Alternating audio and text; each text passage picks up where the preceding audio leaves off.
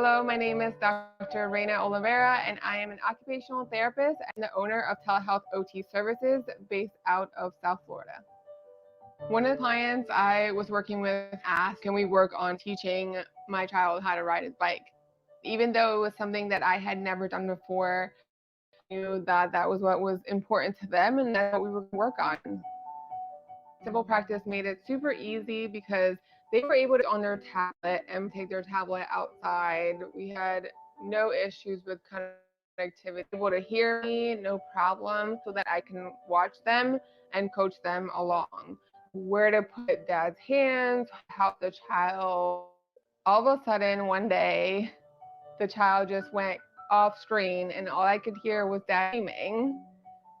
And I thought the child fell, but in reality, he was just jumping up for joy, like saying, he did it. They finally came back on camera. I can see their smiles across the dad's face and his face because he'd finally learned how to ride his bike on his own.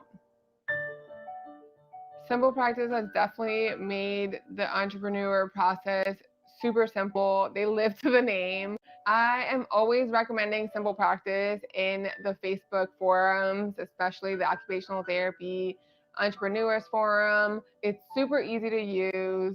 The customer service is amazing, and it has everything you need all in one place. I think it's a great platform for occupational therapy entrepreneurs, setting your own rules and being your own boss.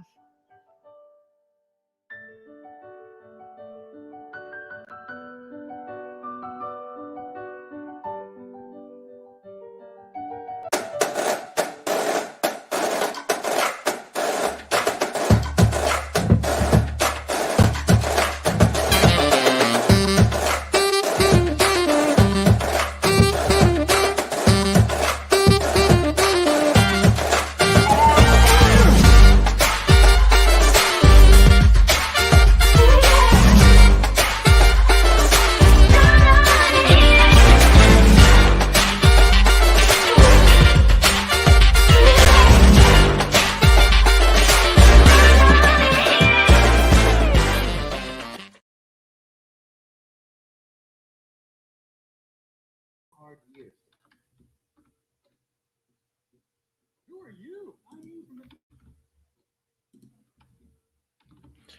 Hello, my Facebook friends. I was having some sort of technical difficulty there, but good evening, Alternative Healthcare Career Group. I think we are live now. I'm just looking at my cell phone. Don't you just love technology if it's working, right? Well, anyway, if you're watching live, please comment live. Watching on the replay, ladies and gentlemen, please comment replay.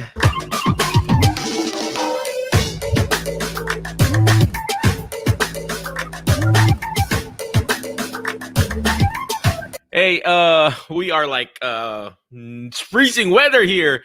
I gotta put on my special jacket, right?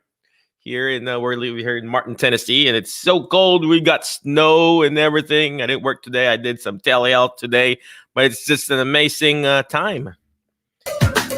Well, anyway, in the middle of crisis lies an opportunity, ladies and gentlemen. Always remember that in the middle of crisis lies an opportunity. So with regards to that, we got some crisis right now, pandemic. We got that pandemic, right? I mean, you know, we got the pandemic. So the vaccine was created, right? It's not perfect, but at least it's working. They've developed some vaccine, right? They've developed some, some protocol. People are washing their hands more. People are covering their mouths when they're sneezing and everything. So that's the opportunity there. In the middle of crisis lies an opportunity, right? And same thing with right now. We're snowed in, Texas, they don't have power right now, right? Half of Texas, I believe. And then we're here in Tennessee, and we're all snowed in and in the middle of crisis again. We did telehealth, because we can't see the patient at home. So I started calling them, hey, I'm going to send you a Zoom link. Can we do a video call and everything like that? And then boom, we were able to, it's not one-on-one. It's not the awesome, some manual therapy, but at least we got some units in. I was able to educate them and stuff like that. So, like what I always say, in the middle of crisis lies an opportunity, ladies and gentlemen.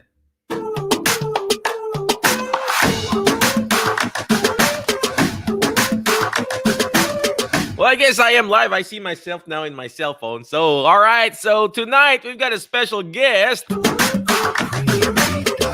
Where did that go? There you go. Our topic for today is about gratitude, risk-taking, and about occupational therapy. I like that topic. Just those 2 words there, or 3 words. Gratitude. You can have the gratitude is like being thankful. And we're going to ask him, what's that? If you are thankful in those little simple things in life, you're going to be okay. If you're complaining about everything, well, you'll have a time moving forward. You're going to even have a hard time finding your alternative career because you don't even know how to be thankful with what you have right now. If if you can't be trusted in the small things, you'll have a hard time getting trusted with the big things.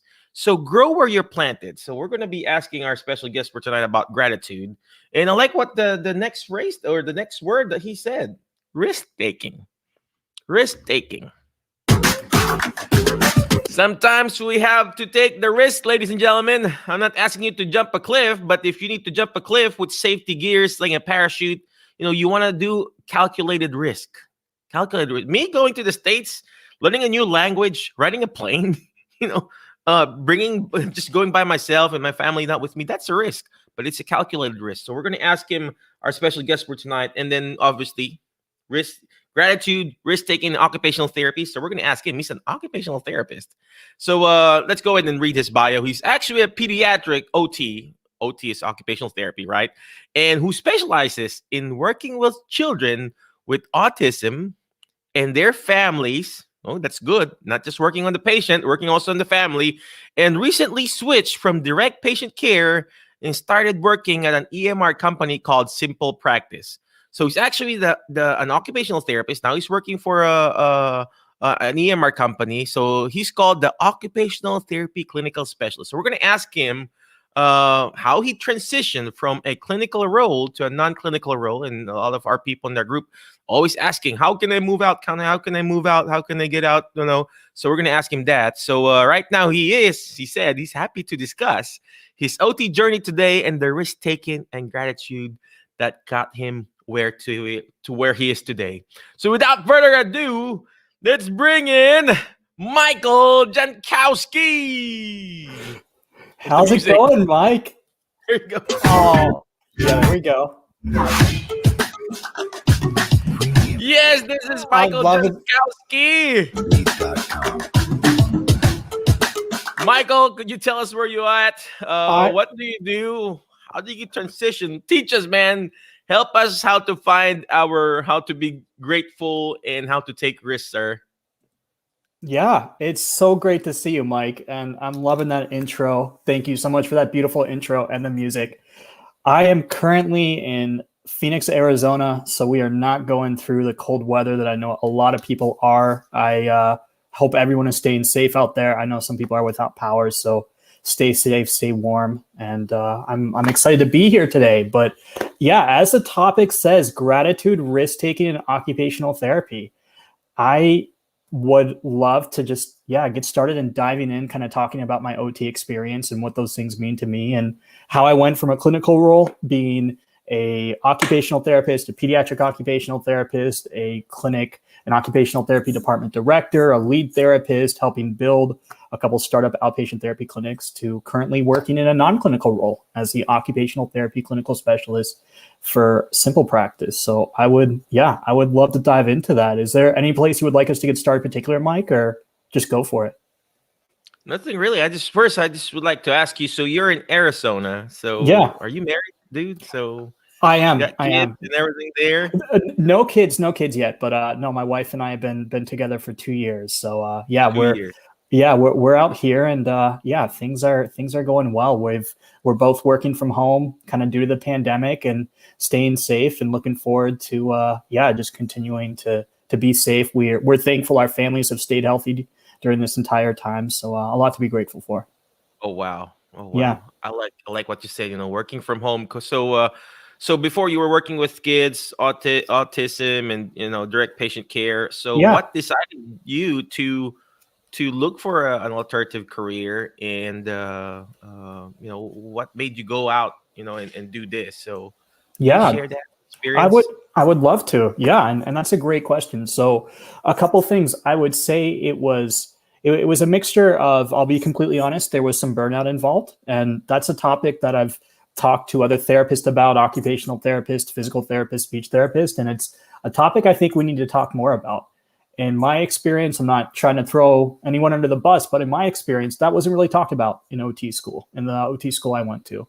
We talked about things that happen in your careers, and we talked about as you change roles and maybe move into a management position, but we didn't talk about topics like burnout. So when it happened to me, I know I personally started to panic and get worried a bit because I had a lot of questions. I was questioning, was that a reflection on whether I was a good enough therapist? Was that a reflection on how my career would continue as an occupational therapist? So that definitely caused me to do a lot of soul searching.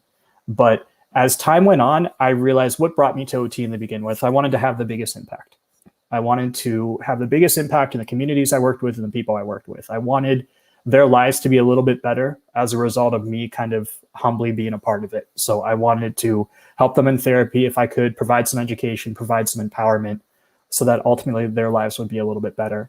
And I realized that I wanted to expand that reach. So I was extremely fortunate to work in communities in Hawaii, communities in Arizona, and help those local communities grow. And I feel extremely fortunate for that. But as time goes on, I just wanted to have a bigger impact.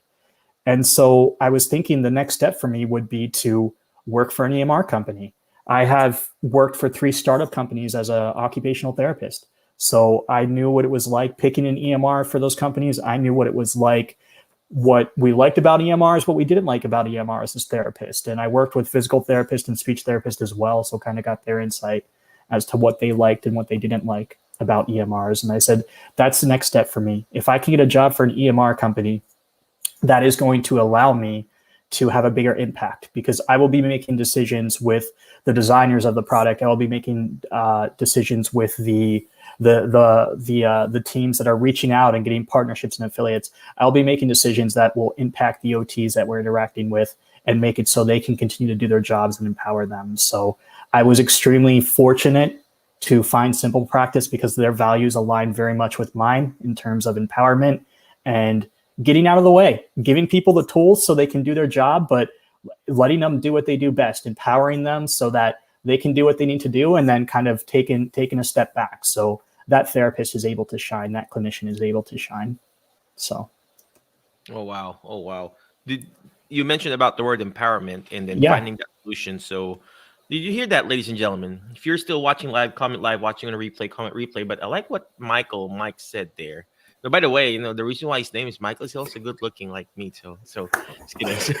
I wish I could grow a beard like that, man. So, well, anyway, I like hey, what, you're rocking the glasses, Mike. I can't pull off glasses. You're looking good with those. there you go. So, but I like what he said, ladies and gentlemen. If you are still watching, I like what he said about empowerment.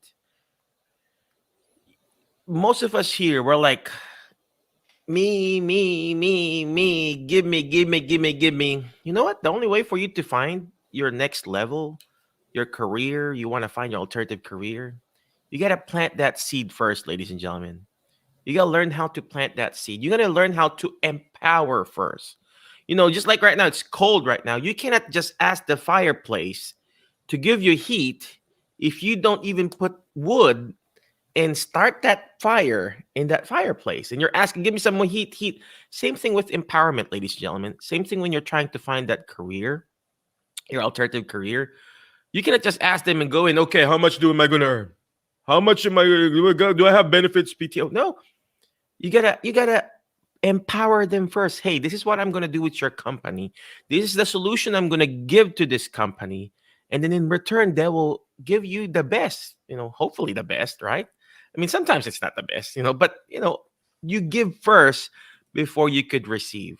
You give first before you could receive. I like what he said, empowering. So thank you very much, Michael, for pointing it out. So anyway, let's go back to the topic, Yeah, So could you help us how to be grateful and then how to take risk and stuff like that? I mean, is there a certain mantra or or thing that you do, like a habit thing, or I mean, how does that work for you?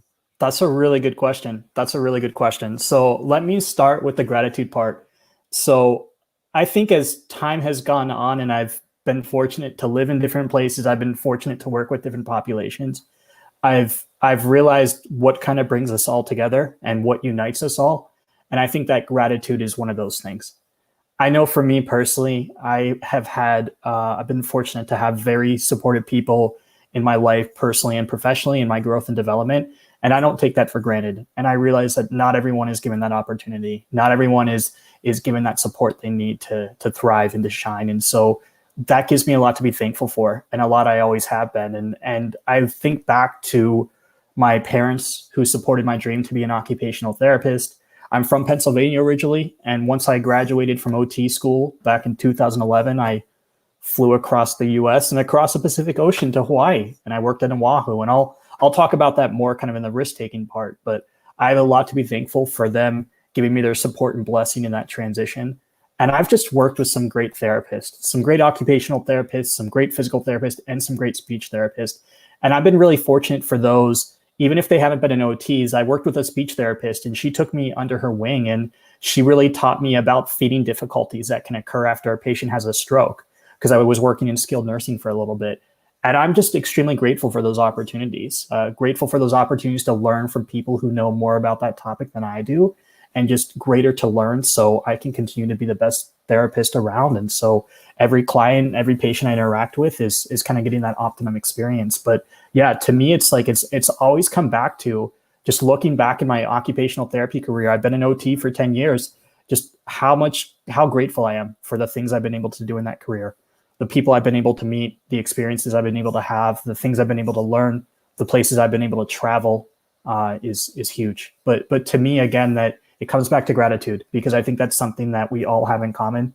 And I think that if we look back at decisions people made to get us where we are, in the sense, like maybe our parents made some sacrifices to support us, or maybe our spouses, significant others, other family members, friends have kind of made sacrifices to help propel us and advance us. That gives me a lot of reason to be grateful. And so I look back at my occupational therapy career, and in that order, the first thing that comes up is gratitude. First thing that has come up is gratitude. Gratitude for my family, gratitude for my parents, gratitude for my sister, gratitude for my professors, and gratitude for my mentors I've had in the field, and gratitude for the patients I've had, because they've been truly some of the best teachers I've ever experienced. So yeah, to me, it all starts with that gratitude. And in that order: gratitude, risk taking, and occupational therapy. But to me, it comes back to gratitude. Wow, wow, that's amazing. I like what he said here, ladies and gentlemen. I mean, we've been talking about gratitude and being grateful and then being thankful. He pointed out all these mentors that he had, ladies and gentlemen. He pointed all the mentors, his parents, to his coworkers, his speech therapist, his friend, and the patient itself. And if you don't know how to be thankful with all those little, not little things, so the people around you, you'll have a hard time looking at the good things. And I know, we want to talk about being a realist, but in life, it's if you're positive, you're gonna move on forward. If you're grateful and positive about life, you're gonna have to move on forward. And like what he said, when your praises goes up, blessing comes down. Same thing with gratitude. Same thing can being grateful. If you're grateful, that's praises there. When you're grateful, when that praises goes up, the blessings comes back to you. I don't know if you notice, when you have a patient, when you see a patient, ladies and gentlemen, and they say, Michael, thank you very much. It's just a feeling of like, oh gosh, I'm helping this person. And same thing with you. If you go out and write, every day I write small letters to my girls, to my little girls, and I would say, hey, thank you, anak, thank you, daughter, thank you, wife, for all the things that you do for me. Little stuff like that. Be thankful. Be thankful. Thank you very much, Michael. All right, Yeah. let's go ahead and talk about I mean, you mentioned about risk taking. So could you share us what kind of risk have you taken lately? Yeah, I would be happy. And I want to kind of point out to a little caveat back on that gratitude part. I've taken risks that haven't panned out. I mean, I'm going to talk about some big risks I've taken in my career that have panned out, but I have taken risks that haven't panned out as well. And we could spend a lot of time talking about those risks I take that didn't pan out. And to me, I think it's important that regardless, you take those safe, calculated risks as Mike was talking about at the beginning, moving to a place where you don't know anyone, or trying a career where it's very intimidating, taking those risks, taking those calculated risks. And so I think that's really important. And in my opinion, there's a symbiotic relationship between that gratitude and that risk taking, because again, I'm fortunate. I look back at the times I took a risk and they didn't plan out and I failed. And I look back at those times where I've taken a risk and it's really propelled me forward. And I just have a lot of gratefulness for that. But the times that I've taken risks and I've failed have definitely just kind of kept me humble, but have told me that I'm moving in the right direction too.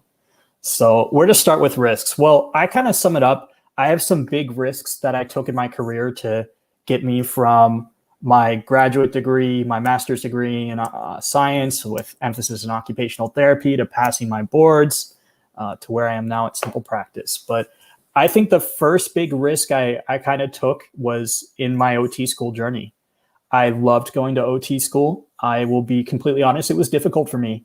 I really enjoyed the concept I was learning, but all the things I was learning, the anatomy, the physiology, the psychology, the abnormal psychology, those classes were tough for me. I'll be completely honest. And so there was definitely times where I knew that I wanted to be an occupational therapist, but just looking at the logistics of getting through that schooling, I kind of asked myself, is this a risk you're willing to take? Because as you advance in your occupational therapy career, as you advance in your occupational therapy schooling, things are only going to get more difficult. And you're going to have skills, so those skills are going to help you, but they're only going to get more difficult. And are you willing to take that risk to continue, knowing that things are going to be more difficult? So that was one of the first risks I took, and that was a big risk for me. And I knew personally it was the right decision to make, because I wanted to be an occupational therapist and it panned out. But I'll be completely honest, that was a big risk for me. The second big risk, I'm from a small town in central Pennsylvania. I'm currently in Arizona. I love Pennsylvania. I love the East Coast. They're getting hammered with snow and cold weather out there as well. So I hope everyone out there is staying safe and staying warm with this winter weather they're experiencing. I graduated. I was telling you this, Mike, before the show started. I graduated in 2011, studied for my NBCOT, my National Board for Certification of Occupational Therapy Examiners board. Passed that, became the OTR, which is what I wanted. And I set my sights big. I really went to school and I was like, you know what? I'm going to be a certified hand therapist, but I really set my sights big. And I said, where's a place that, at the time I was single, I said, where's a place that I would want to learn and grow and experience? And I really love the ocean. And growing up in the East Coast, I really loved going to the beach and the ocean with my family. And I'm like, okay, somewhere on the West Coast, and California kept getting up. And I said, you know what? Let's set bigger. I said, where's a place I never thought that, where's a place I would only dream about living? And it was Hawaii. And that came up. And I just remember kept on talking to recruiters, talking to headhunters, putting my resume out there, and everything was, nope, no positions, but we can get you a job in San Diego. We can get you a job in Los Angeles. We can get you a job in Pasadena, California. We can get you a job in San Francisco. And those were all great options, but something told me to keep going. And so I kept putting my resume out there. And I will never forget, it was a cold, wet night in October. It was raining, 2011. I was out with my family, celebrating recently passing my occupational therapy boards. And I got a phone call from someone I didn't recognize.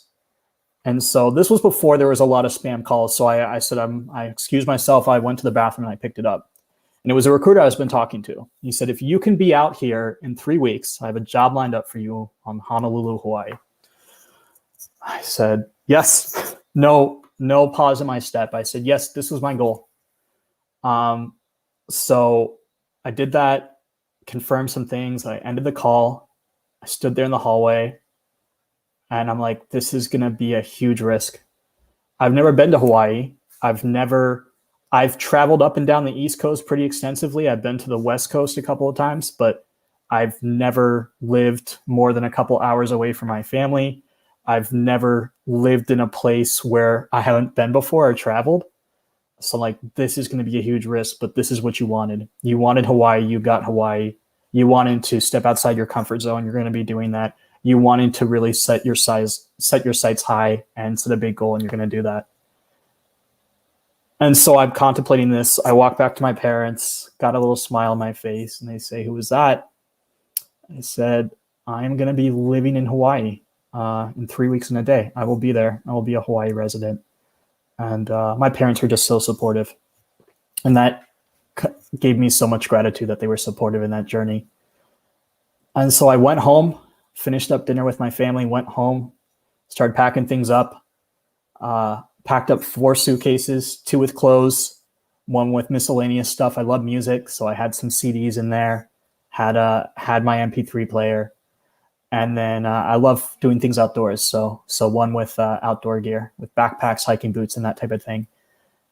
And I moved out to Hawaii, and I landed there, and my dad flew out with me. And my dad was out there, and then my mom came out a couple of days after, and so I got to spend time with both my parents there, which was great. But they left after a week. They left on a Sunday evening, and I was starting work the next day on a Monday.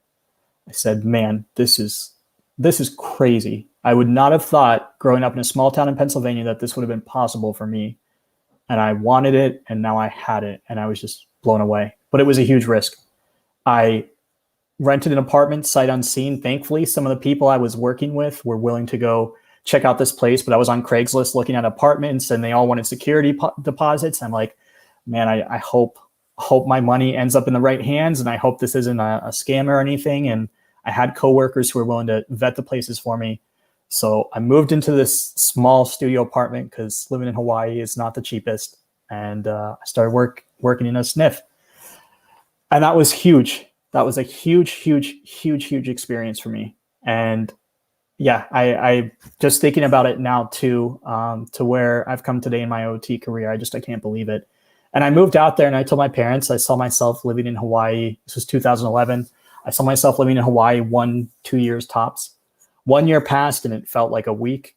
2 years passed, and after 2 years, I'm like, I'm finally getting the lay of the land. I know my way around the island. I have some good friendships. I have some just know what I like to do around here.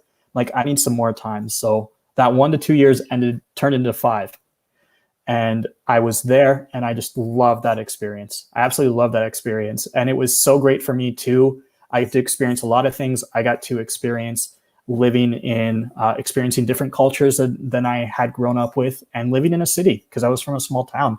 I was living in the city. And so those were 2 really unique experiences. So that was kind of the first big risk I had taken in my career. And now the next thing too, and to me, it's kind of looking back, it's funny how just life happens, if you will. It's funny how these things unravel, and it's just funny how things work out in a good way. But I had gone to occupational therapy school, pretty confident I was going to sit for the CHT, the Certified Hand Therapist exam. So my master's thesis was looking at functional forearm rotation, and I was working in a skilled nursing facility in Hawaii, and I said, this is going to be what I'm going to do. I'm going to work in the skilled nursing facility while I'm studying for the Certified Hand Therapist exam, and I'm also going to be looking for mentorship opportunities. Well, there was just a big learning curve to being an occupational therapist in the field out of OT school and working for the first time, and then working with that skilled nursing facility population and learning about the diagnoses and how to best work with that population, how to best serve them. I was having lunch with a speech therapist, a good friend of mine, Natalie, and we're just having lunch one day. She was working at the skilled nursing facility too. And I said to her, how was your weekend? We were just catching up. And she said, it was really cool. She said, I did the coolest thing, Mike. And I said, what'd you do? She says, I have a friend who's an occupational therapist who is opening a pediatric occupational therapy sensory integration clinic. I was like, wait, a what?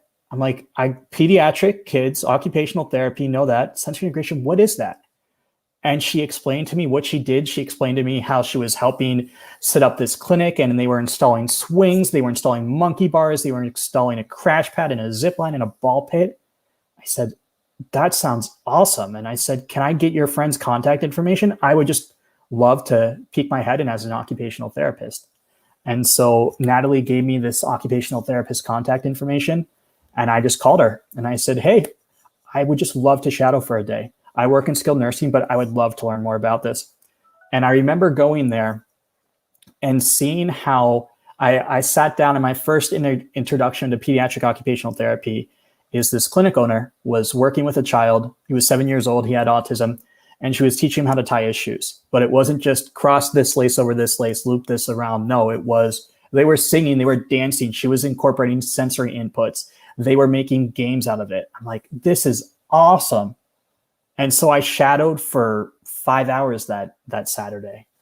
And I remember driving home from there, and I thought it would just be a one-off. I thought it would be just one thing I did, and good to get the experience, good to observe, but I would just continue back.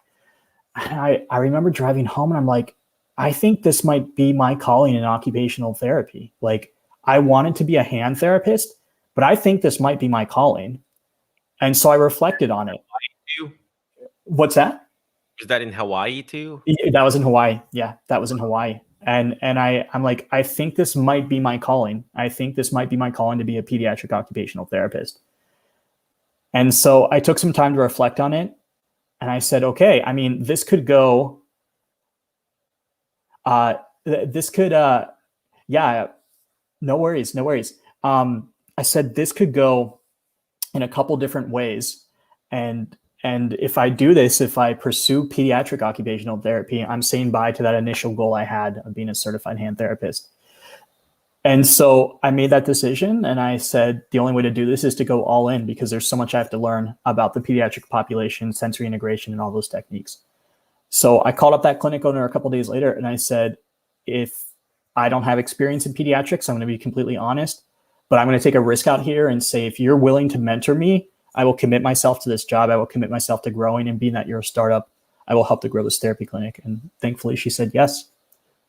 And yeah, that was a huge step. But I got a couple more risks I love to talk on, but those were the first two. So that initial, first three, continuing with occupational therapy school when it was tough, moving to Hawaii, and taking the risk, taking the jump into pediatrics when I thought I was destined to be a hand therapist, and quickly tried pediatric occupational therapy and fell in love with it.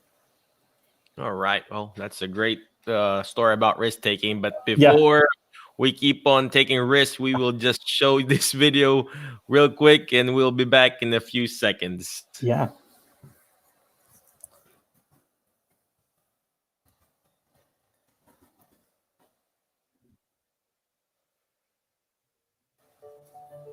Hello, my name is Dr. Reina Oliveira, and I am an occupational therapist and the owner of Telehealth OT Services based out of South Florida. One of the clients I was working with asked, can we work on teaching my child how to ride his bike? Even though it was something that I had never done before, I knew that that was what was important to them, and that's what we were going to work on. Simple Practice made it super easy because they were able to connect on their tablet and take their tablet outside. We had no issues with connectivity. They're able to hear me, no problem, so that I can watch them and coach them along. Where to put dad's hands, how to help the child. All of a sudden, one day, the child just went off screen, and all I could hear was dad screaming. And I thought the child fell, but in reality, he was just jumping up for joy, like saying, he did it, he did it. They finally came back on camera. I can see their smiles across the dad's face and the boy's face, because he'd finally learned how to ride his bike on his own. Simple Practice has definitely made the entrepreneur process super simple. They live to the name. I am always recommending Simple Practice in the Facebook forums, especially the Occupational Therapy Entrepreneurs Forum. It's super easy to use.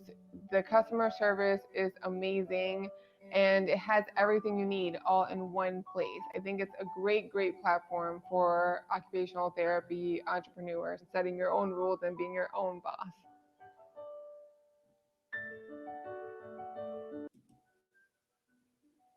All right, welcome back, ladies and gentlemen, in the Alternative Healthcare Career Group, wherein we help you find your alternative career, and that is Simple Practice. Check their website out, simplepractice.com/Mike-J.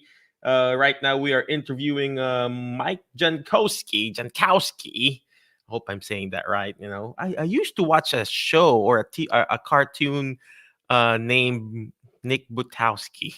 Every time I hear last name Jankowski, I remember that show. Nick Butowski is like a rocker, you know, like a skateboarder. Like he does everything.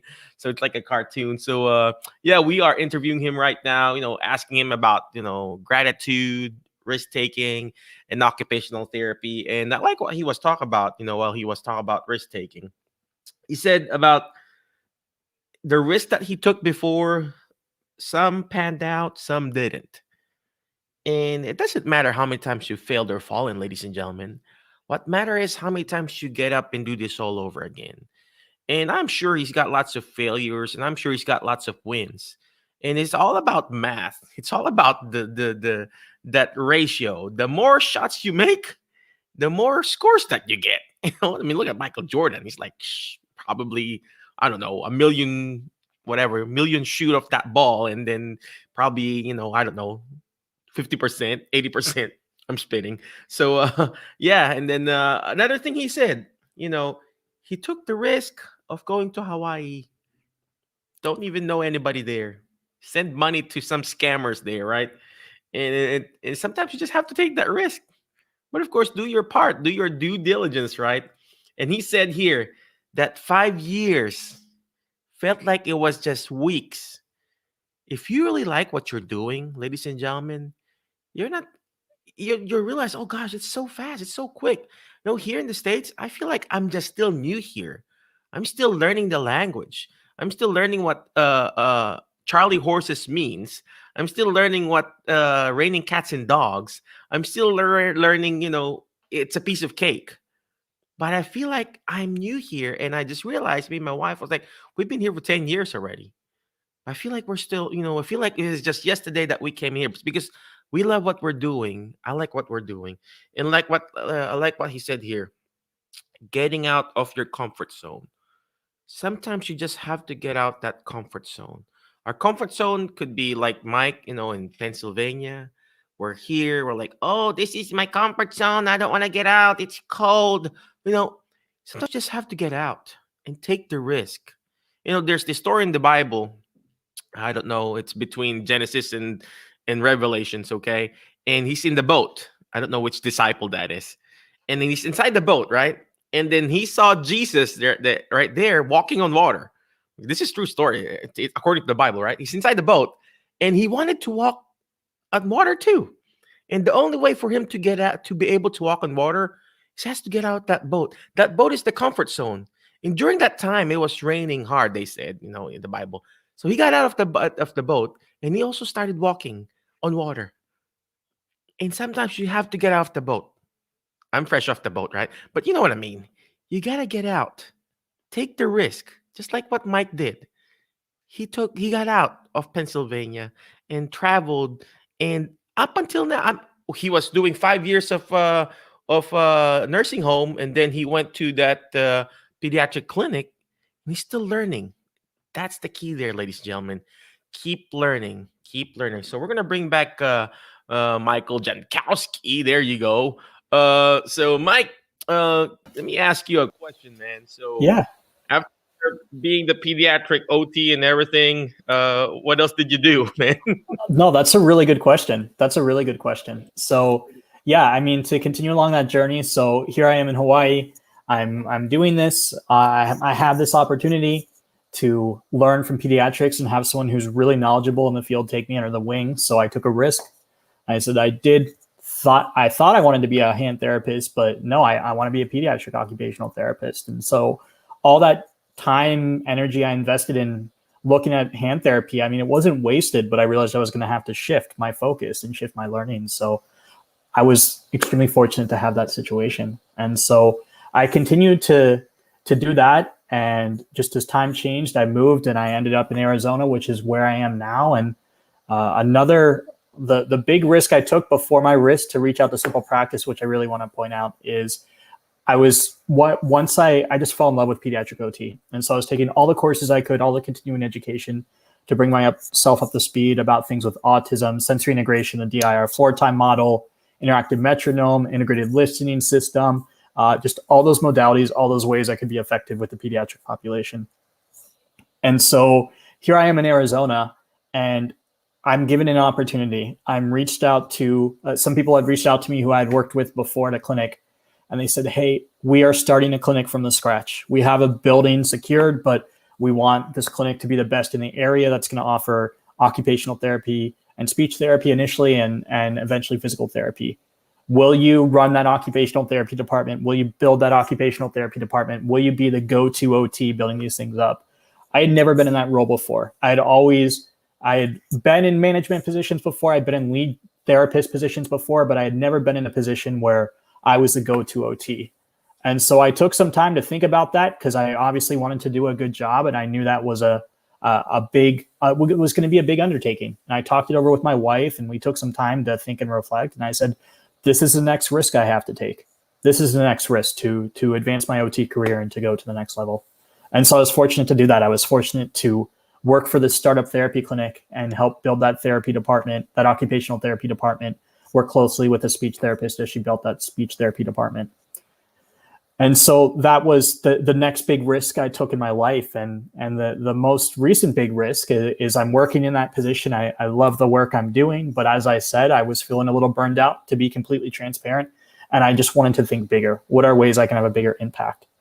So I said, here's Simple Practice, an EMR company that their values align with mine. They are very transparent. They are very open, and they're very about supporting therapists. They really want to support that entrepreneurial mindset. And working for that startup therapy clinic, I knew a thing or two about that entrepreneurial mindset and that behind the scenes business work that went with running a clinic. So I went to simplepractice.com, typed in that link. They didn't have simplepractice.com/MikeJ yet, because I wasn't there. So I went to simplepractice.com. I typed in that link, and I went to the careers page, and I did not see anything listed that said my qualifications. And I said, okay, well, if I really want this position, which I do, I can't wait until something pops up that says we're looking for an OT. I'm going to have to market myself. And it was definitely taking a step out of my comfort zone and taking a risk, because that's not something I learned to do with OT school, and that's just not something I was used to. So I took time to draft my resume and cover letter, and I believe it was careers@simplepractice.com or info@simplepractice. And I just sent an email. I said, hey, my name is Mike, and this is my background as an occupational therapist, but I did some research and I looked on some articles on LinkedIn, and they said, don't just repeat your resume on your cover letter. Let your cover letter build those gaps.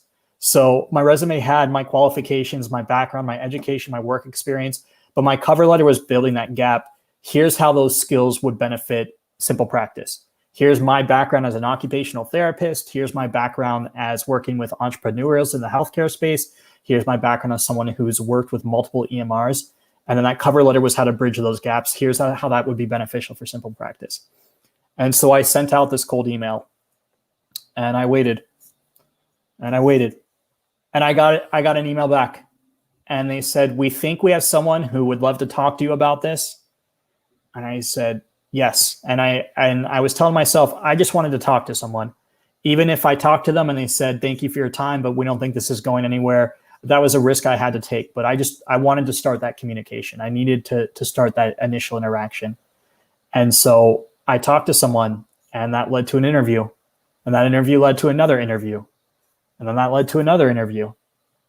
And as this was happening, I was just besides myself. I was extremely excited and happy. And I said, I can't believe this is happening right now. I took a huge risk putting myself out there. They could have easily just not responded to my email. They could have responded to my email and said, no, thank you. I could have interviewed and they could have said, no, thank you. But that's not what happened. I kept knocking at the door, if you will, and the doors kept opening. And that it all came to a fruition. I was offered that position. And in October of 2020, in the middle of everything that's going on, I was able to switch to Simple Practice, become their occupational therapy clinical specialist. And it's crazy for me just to think about. It's crazy for me to talk about, just because I look at all those things that had to line up to get there. but I look at all the risks that I had to take to get there. And if I didn't take those risks, I wouldn't be where I am today. I wouldn't be at Simple Practice. If I didn't take that risk to move to Hawaii, if I didn't take that risk to focus on pediatrics, if I didn't take that risk to start up a therapy clinic, I wouldn't have made it to where I am today. And so I don't take that for granted. I feel a lot of gratitude and thankfulness for that. But the thing I love is every day I'm working with people who are passionate about helping therapists. I'm working with people who want to support therapists so they can do their job, be it an occupational therapist, be it a mental health therapist, be it a marriage and family therapist, be it a physical therapist, be it a speech therapist, be it an ABA therapist. I'm working with people every day who want to empower these people because we know how important their work is in the community, and we know how important they're needed. They're always needed, but especially now with things that are going on, they're needed extremely. And especially with telehealth, due to COVID, due to weather restrictions, just seeing Simple Practice be ready for that, having this ready to go telehealth platform has just been amazing. But I'm extremely fortunate every day to get to work with people, and our goal all comes back to helping those therapists because we know the work they do is so important, and we want to give them the tools so they can be as successful and help and heal in their community. Oh, wow. Amazing. Well, I love that. Well, if you are listening, ladies and gentlemen, I'm writing stuff down. Sometimes you got to write things down. Not sometimes. All the time, ladies and gentlemen. I have this book here, a journal here. I have a journal, and in the morning, it asks me the gratitude. What are you grateful for today? Stuff like that. It's a lot. And I write things down here. So same thing when I'm talking to someone, I write things down. And I like what Mike said there. What will be your new risk? What will be the new risk? In the risk, the word risk in the hospital or in the nursing home or in the clinic, it's bad, right? But in self-development, risk is actually good. Why? Because what will be the new adventure? In the hospital, you got that risk assessment tool, stuff like that. We don't want that, right? But in self-development field, there's what you call the risk adventure tool. So RAT, risk assessment tool in the hospital and risk adventure tool in self-development. And I like what he said. There was no job. There was no job in Simple Practice. But you know what he did? He created the job. Same thing with you, ladies and gentlemen. You may not, all of us here in the group, like, oh, this is my plan, blah, blah, blah, blah. I wish there's this. You've already written your job description. And all you need to do is just implement it. Find what Mike said, find a company that aligns your values and your passion and your purpose, and the profit will follow. And that's what he had. He created the job. And he said he cold email. He emailed them. You know what cold email is? He sent emails, and then his resume is the same, but those the intro letter or cover letter, that will be the one that will fill the gaps of your stories there. Because I don't really read the resume when we do recruitment too.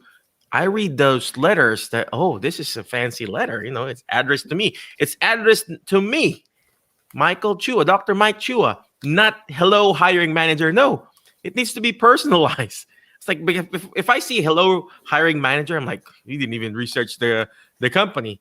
So that's what he did. He created the job. He emailed, and you know what he said? He said 3 words: waited, and waited. You gotta wait sometimes, ladies and gentlemen. Most of us here in the therapy field, we're so impatient because we're so used to getting everything instantly. We're on that microwave generation. But sometimes you gotta wait. You gotta plant that seed. When you plant that seed, ladies and gentlemen, you don't go in and dig in. Oh, are you growing? Is that root coming out? No, and then you put that soil back. No, you plant that seed. You wait. He said 3 times. He waited and waited and waited. Who could have said more? Waited and waited and waited. When you're waiting, you gotta water that seed, ladies and gentlemen. Put some sunshine on it. And that's what he did. He waited. He planted that seed. He cold emailed. He planted that seed. He waited. He watered it. He communicated. Well, guess what? Did he ask? We're gonna ask it. Did he ask some salary immediately? No. He planted that seed and nurtured that relationship. And then from then on, then you will find the alternative career. Let's go ahead and bring back Mike again. Mike, I'm going to ask you this last crazy question, man. Yeah, Uh, go for I it. know you're. What time zone are you at? Central too in Arizona? No, I'm in Mountain Standard Time, so I'm an hour behind you in Central. So Okay, so you're still early. So you're it's still still good. early. Yeah, Well, good on anyway, time. well, I'm going to ask you this: what is your biggest challenge, and then how did you turn this around? What is your biggest challenge, and how did you turn this around to your advantage? Oh man, Mike, that's a very good question. That's a very good question. I'll be honest. I think again, I could easily talk double, triple the time of the risks I take that didn't pan out. But I think the biggest challenge was knowing that when I was taking risks, that there is a chance of failure, and still choosing to move forward with that. Knowing that I could have moved out to Hawaii and I could have had a bad experience at my work. I could have not been able to network and make friends, and that would have made that situation difficult. I could have taken the plunge into pediatric occupational therapy, and a month or so into it said, you know what, actually change of thought. This isn't for me. And it was going to be hard for me to get back on track to become a hand therapist. I could have said yes to starting that startup therapy clinic, and that clinic could not have been successful. We could have had to shut our doors. We could have not been a company that was having an impact in the community. I could have reached out to Simple Practice and not have heard anything. And I think that biggest challenge has been realizing that, but choosing to move forward. You don't want to have your head in the sand. You don't want to pretend that those things don't exist, because those are very real possibilities. Moving to a place where you don't know anyone, there is some risk involved. Taking on a new adventure that you don't necessarily have a background in, there is risk involved, and things cannot always pan out. But you need to know that. You need to be aware with that. But I personally feel you still need to move forward, and you need to realize that you're not going to get anywhere if you're not willing to take that risk. You're going to be exactly in the same place. So if you say, hey, here's a position I want to apply for, I don't seek all the qualifications, so therefore I'm not going to apply, you're going to be in the same position. If you say there's a place I want to go, they don't offer any positions that look for me, so I'm not going to reach out and try to network, you're going to be in the exact same place. And so to me, I think that biggest challenge there is knowing that you're going to take risks. There is a chance it could not pan out. Who knows if it's 50-50 or 70-30, 60-40, who knows what that percentage is, but there is a chance that it could not pan out. And it's saying, I acknowledge that, yet I'm going to do everything I can to make sure this goes in my favor, and I'm still going to choose to make that risk. Oh, wow. Oh, wow. Thank you very much for sharing that. I don't know about you, ladies and gentlemen. I always ask that same question, and it's almost the same. 99.9% of the time, ladies and gentlemen, when I ask that question, they'll be like, oh, man, oh, Michael, that's a great question. And you'd think they don't know the answer, but actually they know the answer. Because these winners, the people that we interview are winners, ladies and gentlemen, right? And those failures, they turn it into successes. Those setbacks, they treat it as a stepping stone. Those stumbling blocks, they treat it as a stepping step, whatever you call that, stepping steps to step up. So I like what he said here. There's always a chance of failure. Ladies and gentlemen, there's always a chance you are going to fail. Let's face it. You are going to fail, regardless if you don't take action or not. So might as well do it, right? You might as well do it. And I like what you said here, expecting difficulties. It will be difficult, ladies and gentlemen. Nothing is easy. If it was easy moving to Hawaii, everybody would be doing it. If it was easy going to the States, everybody would be doing it. Well, of course, I mean, some people are doing it illegally, but you know what I mean. So it is going to be hard. It's difficult. And here's to say that I liked here. There are two types of fear, when you're taking the risk: fear of failure and fear of success. What if we fail, or what if we succeed and not expect? Might as well do it, ladies and gentlemen. Just like Michael Jordan said, just do it. And he said here, realizing and choosing to move forward. What are you going to do today, ladies and gentlemen? Are you just going to stay put there, or you want to move on forward? Irregardless, if you stay put and you move on forward, you're going to fail anyway. Might as well do it. Do it again and again and again until you succeed. Well, of course, when you do it again, you got to learn how to adapt and adjust. And that's what Michael is doing. He's adapting, he's adjusting his stuff. And again, the word adventure, he said it again. You got to be adventurous, ladies and gentlemen. If you don't have that spirit of, being adventurous, you're going to have a hard time finding an alternative career. Why? Because when you're finding the alternative career, you got to be creative. People who are creative, OTs, PTs, speech, PTA, you got to be creative. Even when you're treating a patient, whether it's geriatric to pediatric, you got to be creative. You got to be adventurous. If you're like, okay, let's just put them in new step, and that's it, what you're doing, you're not being creative. You got to be creative and adventurous. If you want them to put in the new step, or put the new step, put some TV on, put some Google Maps on, so at least they're moving. You got to be adventurous. You got to be, and stuff like that. And then he says here, there's always a risk involved. I keep on saying that. There's always a risk. So might as well take the risk. And last but not least here, you are going to be at the same place if you don't do it now. Simple English, right? Like simple practice. It's very simple. You are going to be at the same place if you don't move forward. Very simple, but it's so practical. It's so practical, ladies and gentlemen. You're going to be in the same place right now if you don't move forward. Just like me. I'm going to be sitting here if I don't go downstairs and eat dinner, right? And that's what Michael is telling here, ladies and gentlemen. You just have to keep moving forward. Let's go ahead and bring him back. I know we're almost done, but Mike, where can we reach you? What's your email? If you're comfortable sharing your email, I'm going to show up your website here. Where can we reach you? You have a website, email, Instagram, TikTok, whatever. So Yeah. I appreciate it. And yeah, please feel free to reach out to me. You can look me up on LinkedIn, Michael Jankowski. That's Jankowski.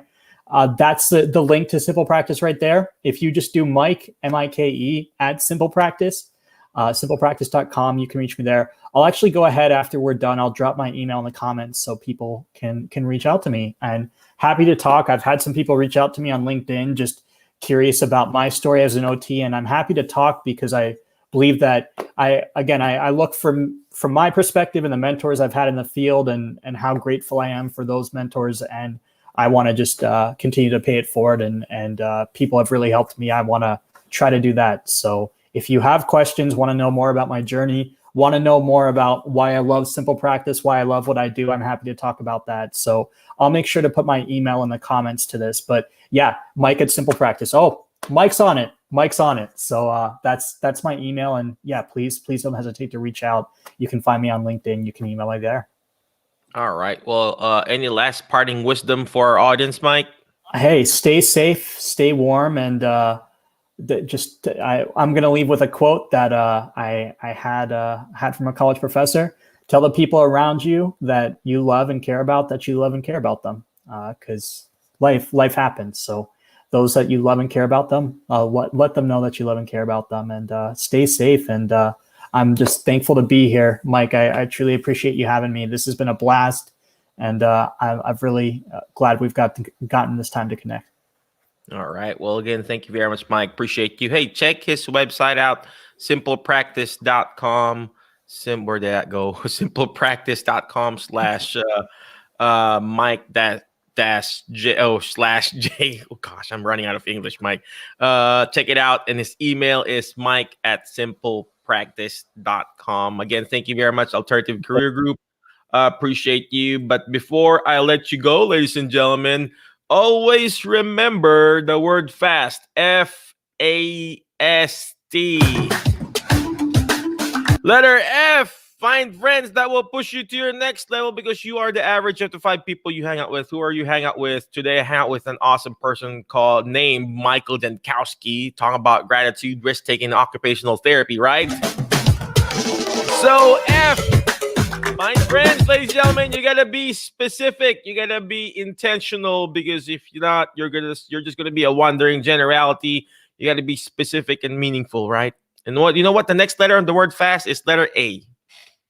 Like this. You got to take action. All this stuff that we're doing is not going to do me good. It's not even going to do Michael good if you don't take action. Go reach out to him. His email is Mike@simplepractice.com. It's simple practice, right? So letter A, take action. And you know what the next letter on the word fast is? Letter S. Shoot for the moon. Why? If you keep shooting for the moon, you're gonna miss it. You're gonna be landing with the stars.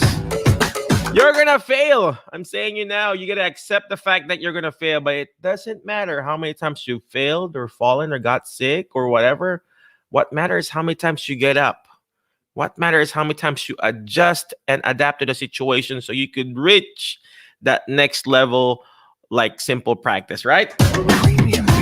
You know what the next letter on the word fast is? Letter T. Letter T is teach it. Why? Because when you hear it, you forget. When you see it, you remember. But when you're actually teaching it, you're actually understanding it more. Like Michael's doing, he's teaching us how to look at what need to be grateful in our life and risk-taking and everything. So, yep.